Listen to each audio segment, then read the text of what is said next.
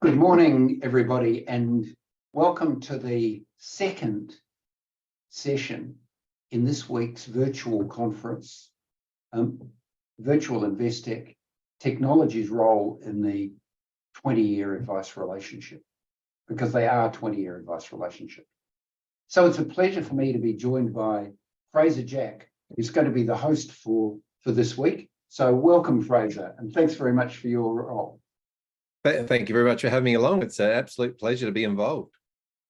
Yeah, we had a fascinating presentation yesterday from Andrew Inwood on the dimensions of a trusted advice relationship to set the scene for the next 4 days of presentations. So today we're going to be talking about client goals and then the delivery aspects, the promises that advisors make. And the way in which technology essentially facilitates the delivery of those promises.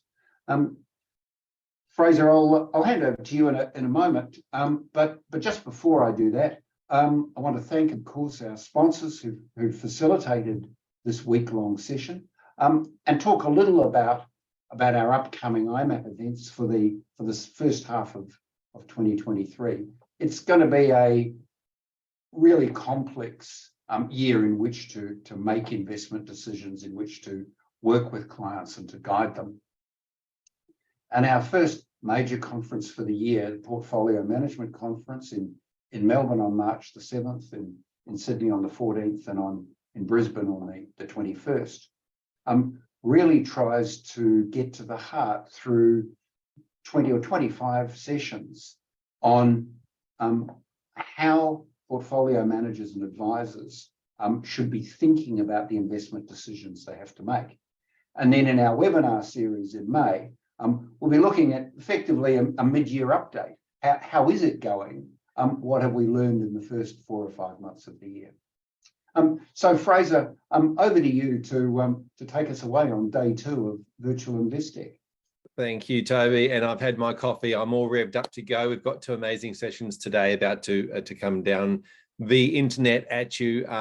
We've got they're going to be short, punchy sessions. They're only half an hour long. So keep your eye on the ball. Keep taking the notes, and you'll be able to talk to the speakers afterwards.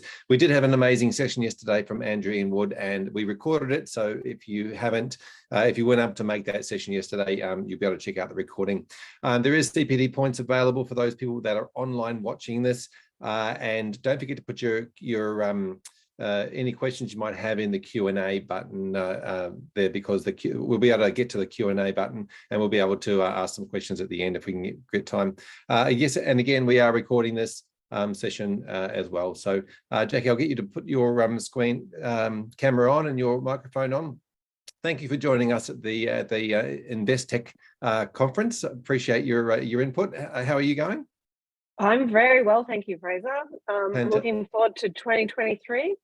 Fantastic. All revved up and ready to go. I'm going to get you to Absolutely. start sharing your screen if I can, so we can get your presentation up and running. Exciting times 2023. Love the fact that you're going to be talking about goals, and one of my favorite subjects. So take it away. Thank you. Fantastic. Thank you very much, Fraser, and thank you, Toby and Jenny, for obviously putting on another great InvestTech event, and happy to be part of it. I really wanted to start with the first statement, which really is around personalization, smartphones, and AI, and how that's going to really change this next decade of financial advice. We're upon Industry 4.0, which is this next industrial revolution. But what's exciting is that there's a lot of opportunity ahead of us, and the way in which technology is going to play out for the industry is really going to help support advice businesses over this next decade. So what we really need to do is look at how we can empower consumers to interact more seamlessly and flexibly with wealth services. As an industry, we have high barriers to engage with our services. We have a bit of a complex supply chain, a lot of compliance, forms, paper that tend to get in the way between an advice conversation and the consumer. So it makes it challenging for consumers to gain easy access to wealth services. We definitely are living in this, me life app type society where apps are really running a lot of aspects of our lives, from the way in which we order Ubers to ordering food and the way we bank. Yet this industry is continuing to deliver its services mainly via paper, and digital is needing to play a significant role. And we really need to bridge the gap between today's consumer and the wealth industry. Consumers really expect digital to be a big part of any service offering. If we look at consumer expectations, consumers, out of the research that we've done, and even Andrew Inwood with core data, digitizing is really important. So consumers are really wanting their financial plans to be delivered via smartphone apps and data-driven. So on demand, tracking their investments to their cash flow and their life goals, and that advice underpinning their plan. And that to be more dynamic than a static piece of paper. The consumer experience, so delivering advice in a much more collaborative way, real time, where you can have an advice conversation off the back of that, get your financial plan. So having more collaborative planning tools, interactive client-facing scenario modeling, where you can have conversations with clients and they can see, how they can move from where they are today to where they want to be in their future. And then being able to produce advice off the back of that conversation. So we live very much in a instant gratification type world. So being able to have that plan off the back of the conversation is really important for consumers. And then digitizing advice, so moving wealth businesses into a digital world, digitizing the wealth process to automate data capture, automate compliance obligations to make it much more efficient and productive. So if we look at the landscape of 2023 and beyond, we have an overall increase of demand for financial advice. It's at an all-time high. And we know out of research that when a consumer is choosing their advisor, the one that understands their goals is actually paramount. It's the thing that really propels them towards wanting to choose an advisor, understanding their goals and life aspirations, that emotional element that what they're seeking advice around. Digital is certainly enabling wealth businesses to engage with the more mass affluent market. So we know that the age-old problem for this industry is, how do we service that market? How do we service the mass market at a price point that's cost-effective in an efficient way? We know smartphone life apps are changing the way consumers want to actually consume financial advice and investment services. So we need to look at how we can digitize and turn financial planning into a more smartphone type friendly service. And we know regulation is lending support to digital as well, with the recent quality advice review. That's really supporting innovation around digital and bridging that gap to tackle that age-old issue of delivering advice in a way that's affordable and accessible for Australians. So what does a tech-enabled wealth business of the future look like? Well, it's really this omni-channel type service offering, where tech tools can be an extension of the human advisor, where we can have a hybrid of being able to deliver advice in both a human and technological collaboration, where machines can basically calculate thousands of permutations and various scenarios to determine what strategies actually puts the client in a better position in relation to their current financial position and their goals.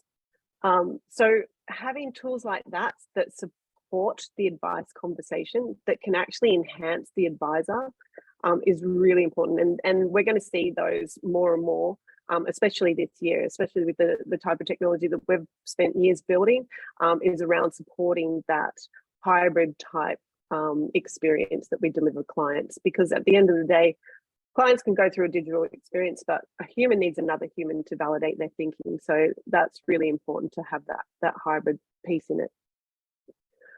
Next is phone and chat. We saw COVID move the entire industries into having to transform their businesses so that they could deliver their services virtually. So with that, we've seen businesses advance their digital offerings by up to 4 years, according to a recent McKinsey report. So phone and chat as a channel to distribute your services is definitely key, and being able to have digital tools that help support that visual and virtual based conversation with the client is also important. Having tools that you can embed on your website that help engage clients to want to pursue the advice process. And then also self-directed, which will take some time as the self-directed model gets more and more enhanced as a digital. We've got a lot of complexities that sit within financial advice around our tax and superannuation laws, and simplifying that into a digital experience is a big, long journey, but it's not going to happen overnight. But elements of it will be. So being able to do simple advice strategies in a digital setting where you can optimize contributions or rebalance, those sorts of strategies that a client could actually self-service, and an advice business can actually offer that service through that digital mean. So we really see 4 wealth models really sort of emerging now within the advice landscape. We've got it broken into product advice and personal advice, and this is really being supported by a lot of what's being done with Michelle Levy in the Quality Advice Review. So we know that advice businesses that are investing into tech are more profitable, and I know that Andrew Inwood at Core Data has a lot of statistics that support this. But the QAR is really certainly helping these models to emerge. And these models are what's going to help us to deliver more wealth services to Australians at the end of the day. So we really see the first 2 being on your left, digital product advice and hybrid product advice.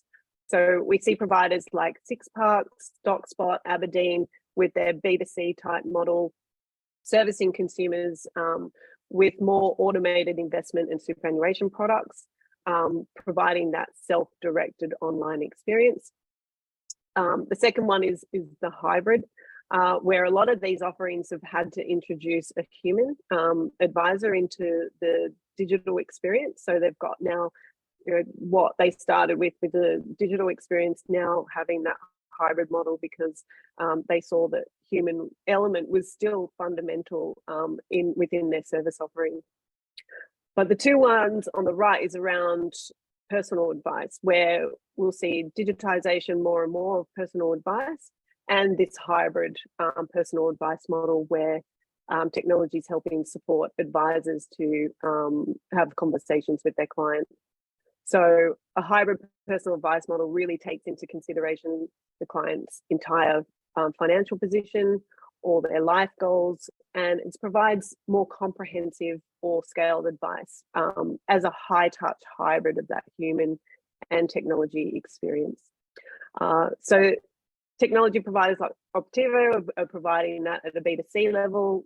Technologies like ours are providing that at a B2B level, so that we can technologically enable an advice business to deliver their services in a much more digital realm. And we'll see more digital personal advice tools emerge over the next few years, where technology will be able to support digitizing into a pure digital experience. So things like scoped advice, which has specific problems like that contributions or rebalancing, where a client could actually self-direct, given a subscription model where they're paying their advice service provider monthly subscription to access digital tools that help them to be able to do that. So yeah, there's a lot of innovation and new sort of business models that we can see will emerge over the years as technology will continue to advance, and hopefully regulation will simplify.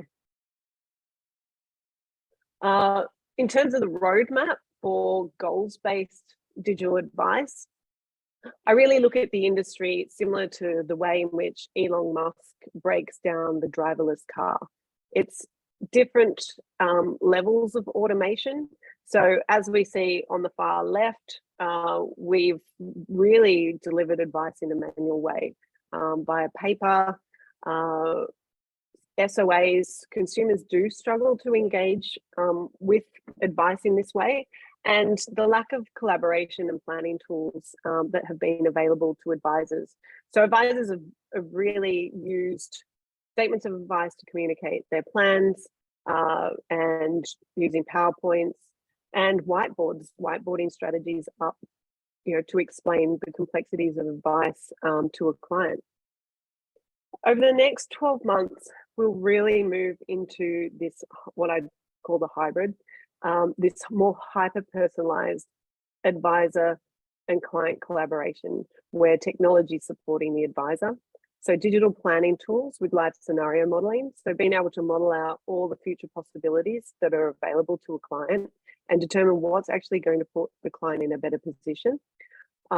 Digital financial plans that are data driven. So we're now moving into a world where data is sort of king.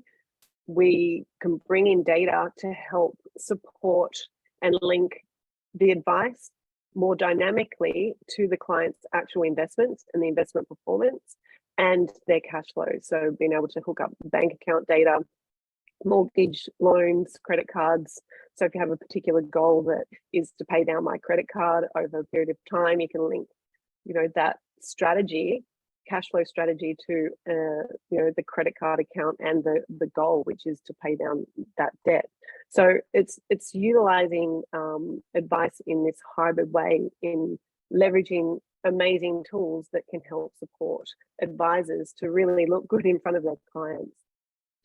And then we'll move over the next few years into really have those two models that I previously explained, which is being able to deliver advice utilizing machine learning and data. So over the years, as data becomes more and more, we'll be able to leverage data in the machine learning setting to optimize advice strategies for clients, because a machine can do thousands more permutations than a human brain. So being able to automatically optimize advice strategies, investments, and goals over time, and then being able to have clients track their own data-driven financial plan by their smartphone device, which is the way in which consumers want to consume advice. And then also supporting being able to deliver that advice through that omni-channel chat, phone, virtual, face-to-face, whatever it is, having the technology that supports all of those different models. So that's where I see the levels of automation sort of that will be applied to the industry over the coming years to really help support that, this next decade financial advice relationship. The other aspect is tech is helping shape the wealth process for success. So being able to move all the steps that cost advice businesses a lot to serve advice through creating efficiencies and maximizing productivity. Because at the end of the day, those things only end up costing the consumer. So this is being able to center your advice process around the client, around what is emotionally important to the client, leveraging tech tools that help support the advice conversation and help portray, all the different future possibilities that are available to that client and solve their problems. So these tech tools that are becoming available are really helping to strengthen the trust and relationship that you have with your clients, because it gives them more information, it gives them a better visualization of their data. It's just helping really support the conversation, but it's also taking out all of these unnecessary friction that exists within the advice process to make it more efficient, where a client can do a digital fact find, that flows through automatically to the advisor, where the advisor and power planner can model out some preliminary scenario modeling based on their data and then present that in the first conversation. Even have an enriching goal setting conversation with the client, which really connects to the client, because that's what's emotionally most important to them, is what they're trying to achieve in life, and being able to tap into that. We know a lot of clients don't know what their goals and life aspirations are when they come and see an advisor, but being able to help have tools and things that can help support that conversation to elicit what's important to the client is really important. And yeah, it shows a better experience. It's got the results of having higher engagement and wanting to, create that stickiness between you and your client. So tech, acts as another conduit between you and your client. So trust really does sit at the center of any advice relationship. But what sits around that trust is the intangible value that advisors provide their clients. So we did a lot of research with our clients and with consumers, and basically these 6 things were the biggest things that came up. It was, they don't care about statements of advice. It wasn't important to them. Like, getting a piece of paper was not important.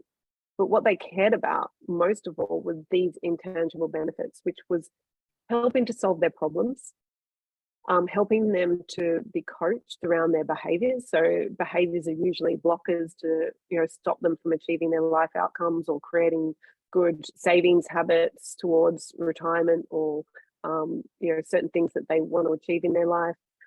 Being able to keep them accountable. So that was pretty important.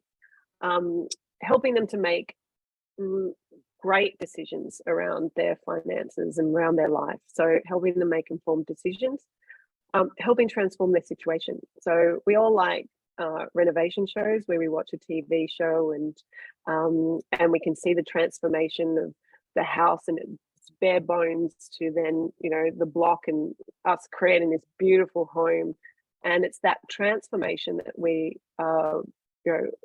that is so important. It's like transforming the client from where they were today to where they actually want to be in terms of their future. Achieving their life dreams and goals, and then exploring potential possibilities for their future. So being able to model out what this is everything that's available to you. This opens up your mind. So this really forms the basis of trust with any advice relationship.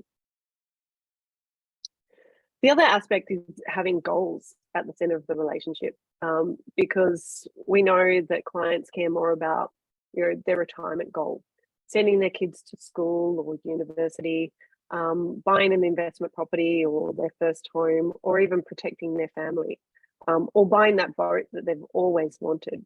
So goals are simply the tangible outcomes that clients are seeking advice around. It's pretty simple. So having that at the center and at even the beginning of the conversation, I think is really important, because it's actually what consumers want. And then being able to tailor goals into your advice process, because it has a number of benefits. You're able to track investments to target outcomes. Portfolios can be tailored to the client goals, and it's really personal. Performance can be measured against the client's goals achievement rather than market returns. So having conversations around volatility really lessens. Playing with goal time horizon, the priority of the goal and the target are all factored into risk and asset allocation. So being able to do that and having better compliance, because we can actually link investment recommendations to the client goal outcome, which sits with all the DDO, obligations, and best interests, etc. It also helps strengthen client engagement and personalization, because everyone's goals, yes, they may be modeled similarly, like modeling out a retirement goal, but at the end of the day, everyone's retirement looks very different and it's very unique. And when you can center your conversation around the uniqueness of that human client that you're dealing with, it really provides that stickiness and is really that center of the advice relationship. So yeah, it's more attractive to clients if your advice process is centered around that than one that isn't. And yeah, we've got some more research around that will be coming out over the coming months as well. So goals-based advice really sort of started from a philosophy into a methodology, and now it's been transformed into technology. So this has kind of formed the basis of how we've developed our tech over time. But it's really three parts. It's the goals discovery process, goals modeling, and goals tracking. Goals discovery is the experience of exploring and setting goals with clients. So being able to do this as an inspirational client experience, so having tools that help support that conversation that you have. The second one is around modeling the client's financial situation into goals, into strategies, and also products in a much more multi-dimensional way. So that as an advisor, you can set a plan that's actually going to meet the changing life events dynamically, changing goals, because clients always change what it is that they want in life, and might have to push out time horizons, etc. And their cash flow at specific dates and times in the future. So being able to model that in a multidimensional way. Traditionally, financial planning technology has been very linear, based off Excel spreadsheets, etc. But we're now seeing technology really enhancing the way in which modeling can be done.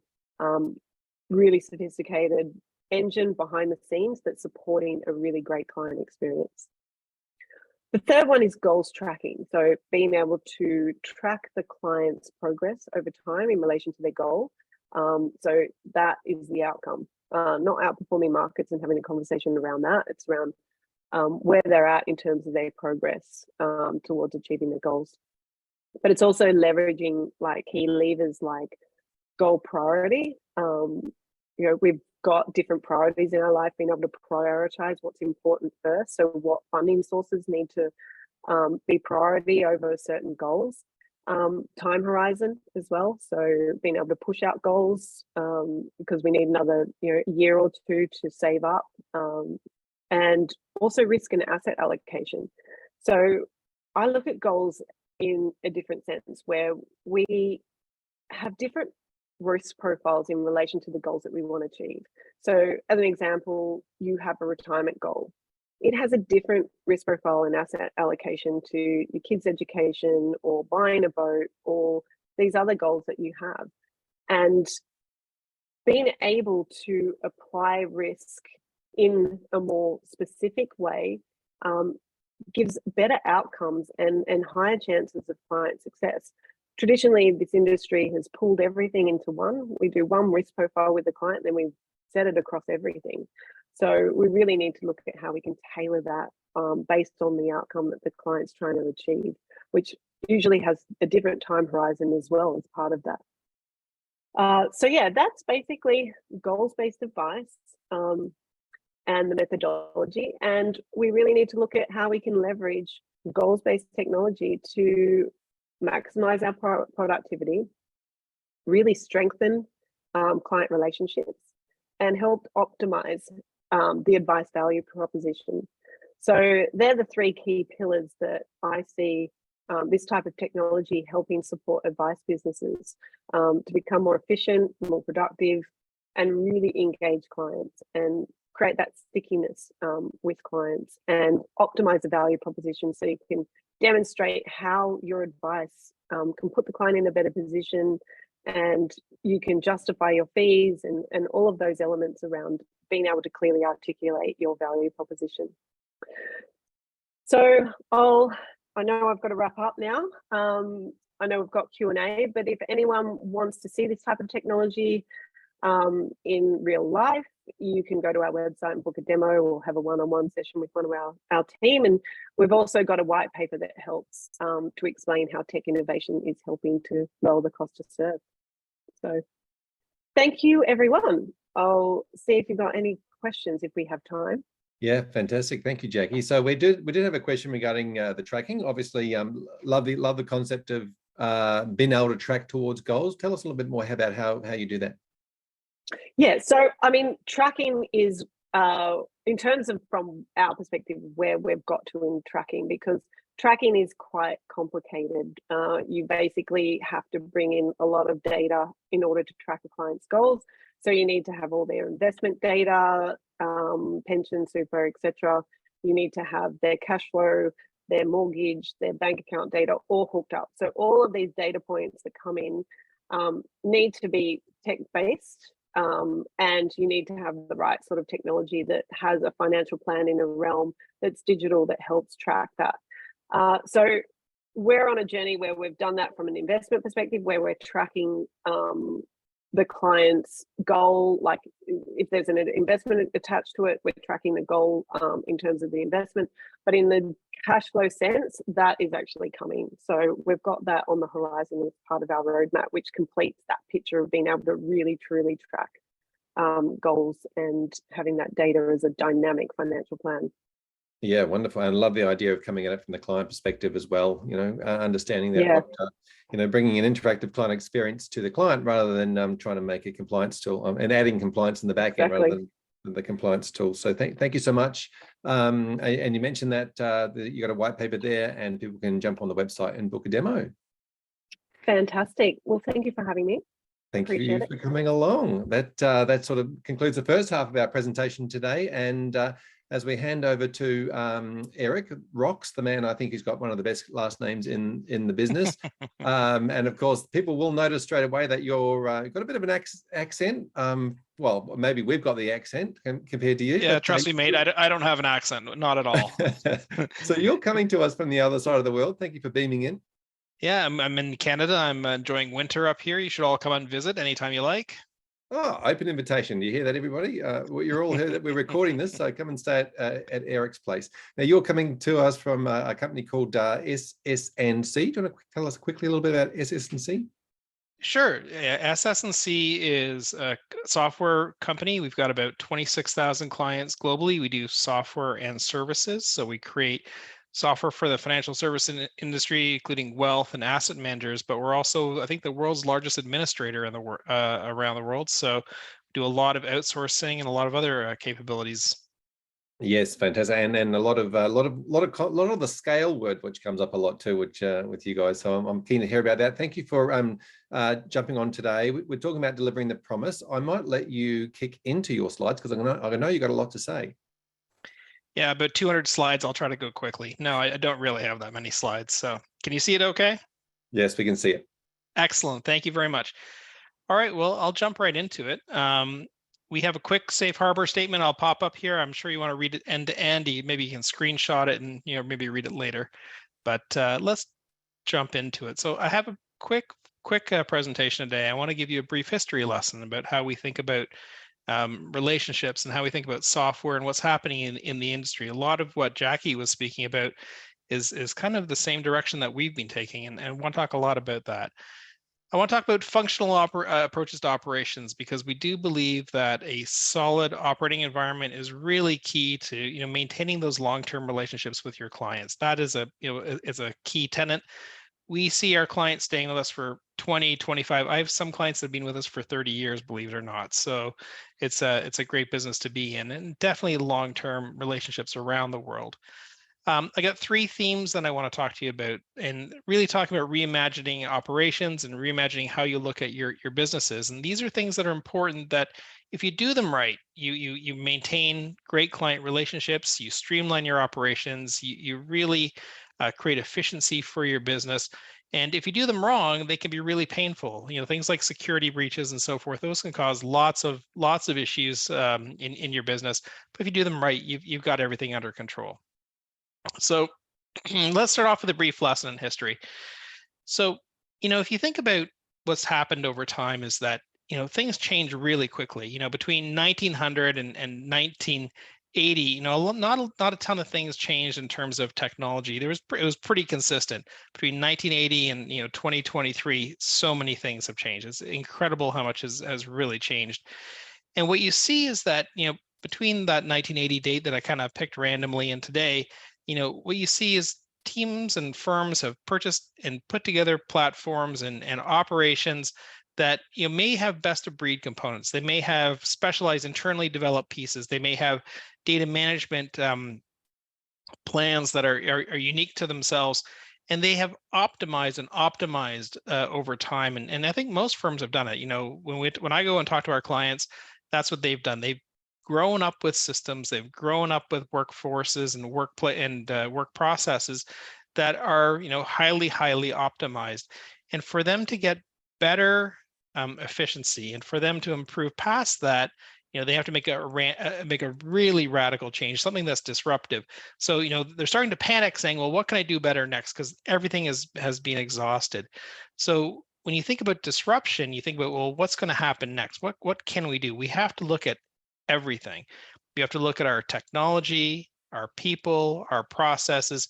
We have to really be transparent in our view of these things, so that what we can do is improve the status quo to get to the next step. Because without doing that, if you try to just continue to rationalize and optimize what you currently have, you don't necessarily get there. And so, here's a quick example. If you take a look in the upper, I think it's the upper left-hand corner there on your screen, you'll see, a bunch of switches and knobs and buttons. That's one of the first computers that was really powerful. I believe that's the ENIAC computer. If you look on the far right-hand side, the thing that says IBM on the side of it, that's the kind of computer that I grew up with in school about a trillion years ago. That's the IBM PCXT, if I remember right. The cool kids when I went to school had the Apple Mac in the bottom left-hand corner. And, obviously, I think everyone on the planet has an iPad today. So, it's something, when you think about it, this has just happened in the last few years. Since I went to university, the computer has gone from the IBM, PC to the iPad. And what's interesting is, there's some technologies in there that are consistent, but the transformation is phenomenal. Can you imagine thinking about touching your old PC? It would have never happened. So definitely, a transformational approach to technology really drives a transformational approach to your businesses as well. So let's talk a little bit about your business and how you take a look at operations. So, historically, the traditional operating model was what I call independent operations. So, you'd start a business, and in days gone by, you'd have a handwritten ledger maybe, and it would be a very unique sort of business that you've developed on your own type of schedule. And then maybe somebody said, hey, I'd like to automate my ledger, so let's create some IT around that, create a spreadsheet or whatever it happened to be. So you built these platforms over time. You've gone from those hand ledgers to having maybe an accounting system, to have an advice system, to have a contact relationship management platform, to having a modeling or portfolio construction system, or a fee billing system, whatever it happens to be. So you ended up building these platforms one on top of another. And so you have these combination of niche and sort of platform solutions that you work together in an ecosystem. And I call that, when you make all these things work together, you've knitted them all together, these custom integrations. And then quite often, then you said, hey, I need to make sure that my clients are happy. I want to make sure that they have access to the information that they want to see. They want to see their banking information, their credit card, their investments, their net returns, their returns versus the some index or something. And so you created these external websites, and they have these external digital interactions for your customers. And then you figured out, well, hey, I got to manage all that data. And so you created a data management plan and maybe an EDM solution or enterprise data management solution. And then you said, oh, I'm having a lot of trouble making sure this stuff all works together. So you created a workflow tool over top of that. And then all of a sudden you have 500 vendors or 200 vendors or 20 vendors, and you're trying to maintain all those vendors. And you're creating sort of false, what I call SDP or straight through processing, based on automation that you've tried to layer all these things together with. Those are things that become very, very hard to manage over time. Although you can do it, it's a very complicated and very, very difficult task to do over time. So those are things that when you look at it, that was the state of the union some time ago. If you look to today, we've shifted completely from function centric, like creating those ledgers and those other things, to what we call a user centric experience that are holistic, based on the user needs. So instead of trying to solve the issue of the handwritten ledger, you're saying, well, what does Fraser need to do today to do his job? What does he need to accomplish? What would make his life better? What will make his clients' lives better? And so you think about these holistic user experiences based on user needs as opposed to fixing a functional issue. And you want to create this, very simple way of doing things. You don't want this to be too complicated. You want your advisors, you want yourselves, your management team, and even for that matter, your clients to have a very common user experience. I'm pretty sure there's not a user manual for an Apple iPad. Basically it's point and shoot. You should be able to get on the system, use your finger, go to wherever you need to go to, and you can navigate and you'll learn by doing. That is the state of systems, going forward. It should be very intuitive and very easy to use. The concept is you're going to reduce your training time, reduce your risk to your business because it's very, very simple. It's not very complicated. The concept of throwing the manual away or not even having a manual is I'm very fond of, because I never read them anyway.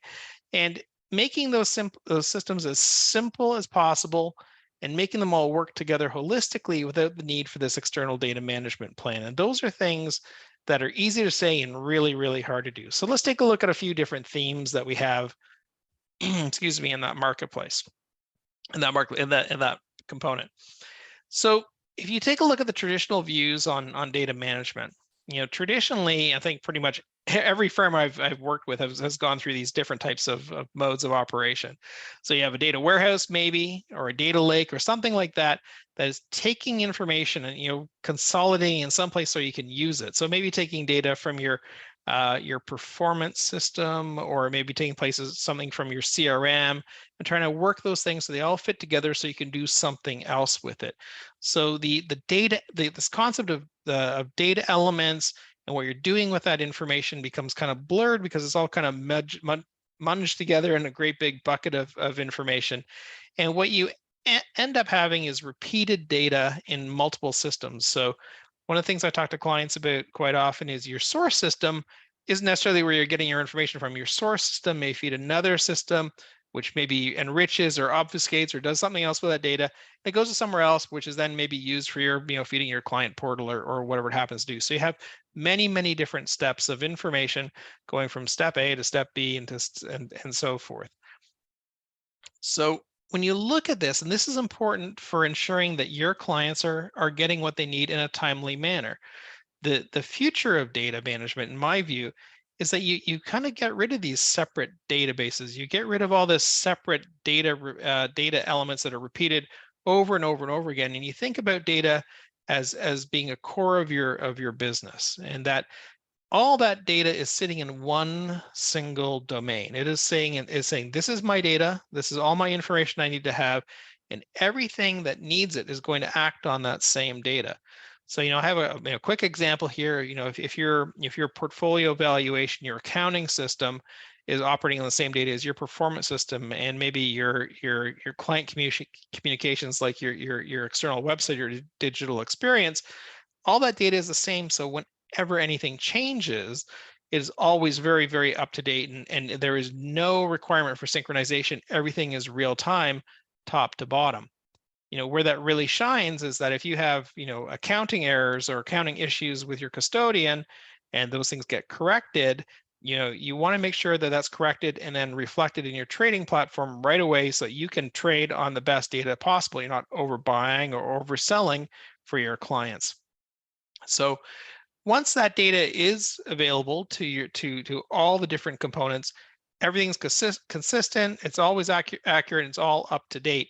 And that creates this unified data model that gives real-time information. So when you think about it, if your client is going into their digital experience, they're seeing exactly what's happening at that point in time, of course, if you want it to be that way. And they have a quick view into how their portfolio is doing, or how your great management is doing for them.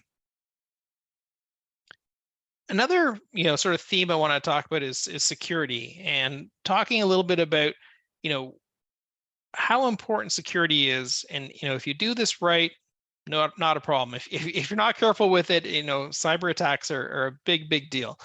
So one of the things I've always said is great operations and user experiences are nothing without great security. You can have the best systems on the planet, But if they're not secure, somebody's going to hack them and it's going to give you a major, major headache. A couple of statistics here. According to VMware, in the first half of 2020, there was a 238% increase in cyber attacks targeting financial institutions. And according to IBM, the average cost of a data breach in the financial services sector is $5.72 million. And 25% of attacks and 50% of phishing attacks target the financial service industry. We're all under attack. Financial services. We're keeping track of the dollars and cents. Definitely the hackers want to get a hold of us. So being really, really careful with security and having the right checks and balances in, and having a right partner in place that takes care of these things for you is super important. Otherwise, it becomes a bit of a nightmare. So historically, if you think about, approaches to security, historically, you're always sitting at your desk. People came to work, they walked in the office, they sat in their desk. So if you had a great security guard and great locks on your door and so forth, not a problem. All your data was inside, not a problem. You may have security that was around your application. So there were single application security models. So you may have had to log into your CRM with one password. You may have had to log into your advice platform in another password and so forth.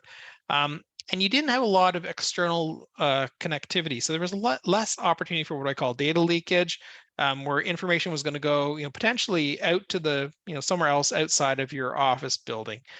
And then when you were auditing your businesses, or when somebody was auditing your security system or whatever, it was periodic. Once a year, we'll have the auditors come in and make sure everything is okay. So, it was pretty robust from the perspective of if you were sitting in your office. Well, today, like myself sitting here at my house this evening is, we're working all over the place. We're a distributed workforce by nature. And being in all these different locales, we're all connected into, systems that are at our offices. And those are things that create these external connection points. We have access to information on any device in any location. It's very easy for us to, get onto our iPhone or into whatever our smart device is and get access to it. And the old world of having this sort of unique administration of authentication or different types of security for this application or that application really has gone by the wayside. We have to have much more robust security requirements. We have to have really tough centralized administration of authentication. You have to make sure that that Eric Rocks is who Eric Rocks says he is, and he's the guy that's connecting to the system, and he is okay to do so, that he cannot go outside whatever he's entitled to do so.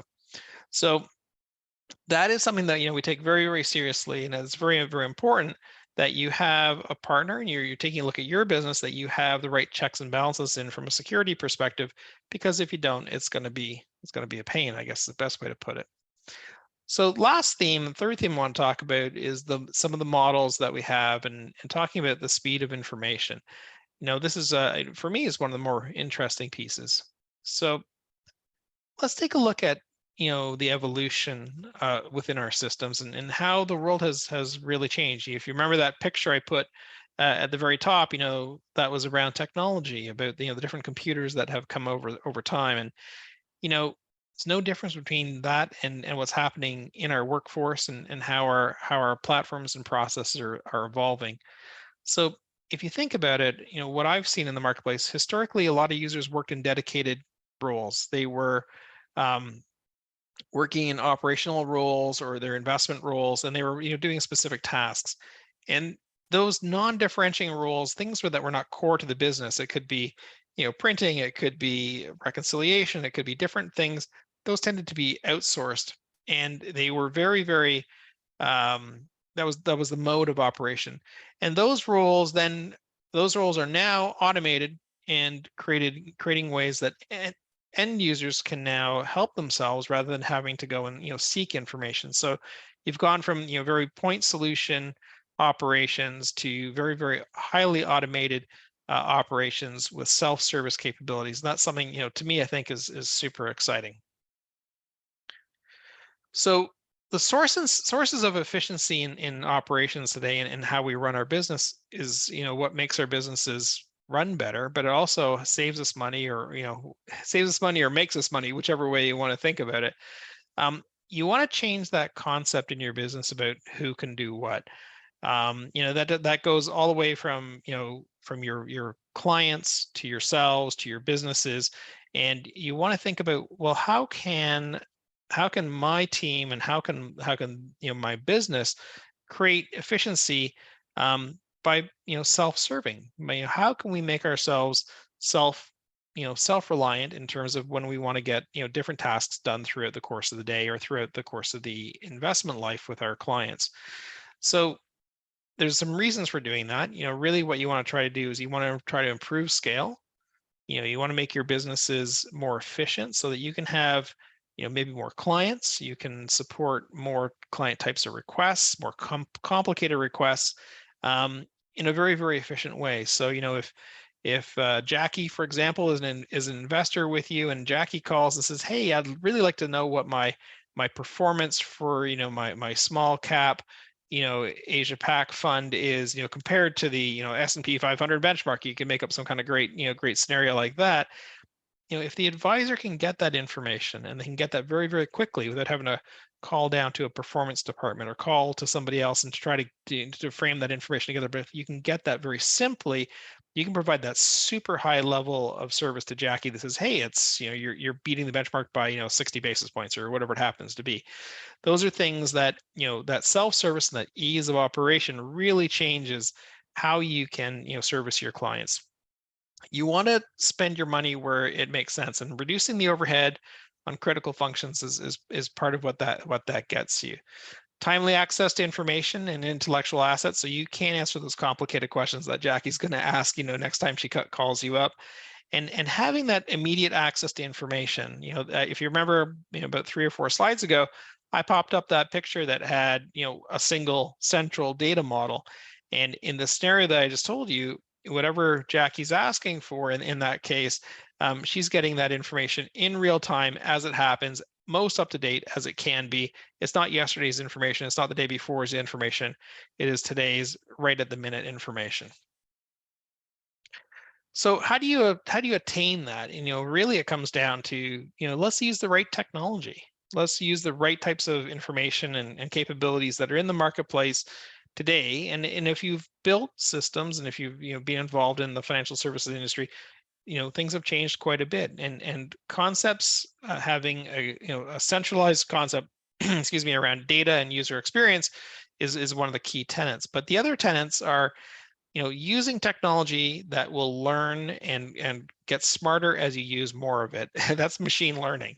Nice way to talk about it is, but basically, machine learning is taking those tasks and those things that you do in the course of operating your business, maybe onboarding an account or reconciling a take-on position or any of those sort of activities that you're doing repeatedly. Smart systems and new systems, what they'll do is they'll learn what you're doing. They will figure out, hey, Bob does that all the time, does it every Sunday. Let's make this easier for Bob, and let's do that for Bob instead. You want to change the way that you interact with information and with platforms. What we call natural language processing is more than things like chat bots and so forth. But what you should be able to do is ask your platform and say, hey, what is my exposure to Russia? And your platform should be able to say, well, your exposure to Russia is 12%, and it'll interpret what your next question is going to be. And you own 47,000 rubles, which is going down at a rate of 4% a day or something like that. It'll give you extenuating information that makes it more intuitive for you to use, and you don't need to actually understand what code or keyword or what mouse you have to click. It'll tell you where to go and tell you how to get information. Predictive analytics is what's coming next, taking all the information that you have within your system and within your capabilities and using that to make your clients' life better in terms of, hey, this is what happened last time the S&P went down 30 basis points. Let's think about that and see if we should adjust your investments. So having that kind of smart use of technology to make a better experience for yourself and make a more efficient experience for yourself and give better service to your clients is a hallmark of what we're working on. So here's kind of a little bit of a summary. The one thing I didn't mention on the last slide is talking about robotic process automation in some detail. One of the things I should have highlighted in the last slide was, how that improves your data quality and consistency. If we can remove a lot of manual effort from the operations that you undertake, that will really, really speed up how you put data into platforms, how you onboard clients, and how you provide advice to clients. So what we have done, I know this is a quick slide on what we've done that encompasses all the things I've talked about in the last sort of 24 minutes. Basically, we've taken some time to rewrite our platform our platforms. We've got about 60 of them from the ground up. And our first foray out the door is something called SS&C's Aloha platform. I invite you guys to take a look at it. There's a lot of information on it online. But basically, this is a ground up build. It's one of the most exciting things I've ever been involved in, a ground up build of our platforms with the newest and greatest technologies using a single data model. It's an open platform, and we have a lot of really smart people working on it. Please take a look at it if you have some time. And I think that's the end of the overall slide deck. Fraser? Fantastic. That's time for me to jump back in. Eric, thank you so much for that. Now, we've had a couple of questions. I can't speak. You did ask me what I needed for my to get through my workday, by the way, and the answer to that was coffee. So that's definitely from a user experience. If you can get your software to deliver me coffee before the workday, that'd be amazing. You talked a little bit about this concept, and we had a question back around small to medium-sized business. Obviously, it can feel for small to medium-sized business that this is the realm of large business. What are your thoughts on small business? I think in any case, platforms should be able to support large, small, and medium businesses. They really need to. If you write an efficient platform, you can really support all. And what we've done, with our Aloha system, is to support not only wealth and asset managers on a global basis, but really on every different sort of scale. Today, we've sold, I think we've got about 40 clients that have purchased Aloha on every continent in the world. So we're pretty excited about that. And there are a wide range of different types of clients that we've gotten. Yep. And we talk about the predictive ability to predict things in the future, and AI obviously is part of that. And then the automation piece, how do you see that playing out for businesses and with their clients? What I see is that, it will provide some more self-service capabilities, the predictive analytics, but it'll also create that proactive case so that if you're an advisor and you see something that's coming, whether it be a corporate activity or, I think the example I gave was a change in the S&P index or what have you, you can call and, you'll get that call, Fraser. Somebody's going to call you and say, hey, this is what we think is happening. This is what it looks like. Do you want to make a strategic or tactical move, to maybe, increase, decrease, asset allocate, whatever it happens to be. And so you can provide some advice that sort of says, this is what we think is going to happen, and you can give that advice to your clients and provide better service. Yeah. Now you mentioned your business is global. Tell us a little bit about what you're seeing from advice businesses around the world that they're doing well that Australian-based businesses can adopt. It's quite a few things. One of the things I've spoken about in the past is alternatives TAMP processing. So creating a turnkey asset management program around alternatives for the retail investor, which is something that we're seeing now in the US.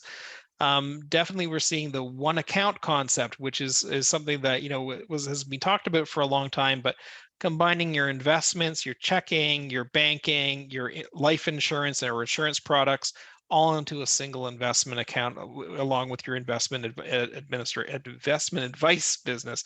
So we're seeing a lot more complicated programs that are harder to run for us, for example, but way better for the clients in terms of the capabilities that it provides. Yeah, I think one of the issues that we've had in the past is trying to gather all that data that's in different spots and places and trying to be able to put it into one place to start with, that single source of truth that you spoke about. Yeah, that's the secret sauce in one way, I suppose. Yeah. Eric, thanks so much for joining us today. Tell us a little bit about your local operation here in Australia and how people can get hold of somebody. Absolutely. So our local group is headed up by a good friend of mine, Steve Tremelling. Some of you may know him, and he can be accessed, or he can be emailed at stremelling with TREMELLING at sscinc.com. I hope I spelled that right. He was a good friend of yours. He's no longer. Yeah, I don't think so. Very good. Thank you so much for joining us. Welcome back, Toby. All right. Thanks very much, Fraser. And just before I hand over to you to mention a couple of to mention the last 3 days, I just wanted to say that tomorrow Fraser's going to be talking about cybersecurity. Some of you may have had some difficulty in registering for this for this webinar series over the last week or so.